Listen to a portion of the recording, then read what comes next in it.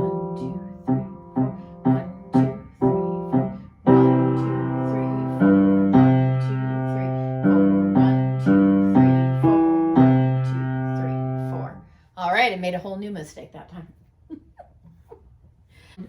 On page 53, at the very bottom, it says create 2 measures of 4/4 rhythm and write them below. Include a quarter rest, and then tap or clap your rhythm. So the tapping you can do like this if you prefer that. Doesn't matter. If you do that, then you want it whenever you have a rest, you just want that. I prefer palm up because, again, it reminds me it's off. But, you know, if you just want to do 1, 2, 3, 4, it's fine. Okay, so now pages 54 and 55, we have melody and harmony. So the difference is melody is the tune, harmony is the notes that it says are played with the melody to give a rich, fuller sound. So yeah, harmony is sort of like the choir. You might have a soloist singing a melody, but the choir provides a very rich, full sound because everyone has a different note. Sometimes they have different parts even inside of that choir, and it gives a really rich, full sound to back up that soloist. And that's what is happening at the piano. It says the interval of a fifth, C up to G is an example of that, is used to harmonize the melody in this piece. So they're talking about this right here. So there's that C and G. So it says the Slavic composer Dvorak wrote the famous theme for his Symphony No. 9 from the New World. The New World refers to America in the late 1800s. There was a story behind that, but I can't remember it right now. I should look that up. This is a very pretty piece. So I'm going to go ahead, just like the other one, I'm going to play it a tempo, and then we will, I will do the duets at 2 different tempos. And the duets are completely optional. When you practice this, the first page has to be done hands separately. That way you can play and say your note names. And you don't have to do like C, G, you can do fifth. Again, don't worry about the rhythm. So it would sound something like 5th, G, 5th, 5th. Because you're not worrying about all those ties and stuff. That comes later when you count out loud. All you're trying to do right here is build a kinetic base of what do I expect next from this hand, since you're playing hands together, okay? So you're just trying to get that kinetic base for it.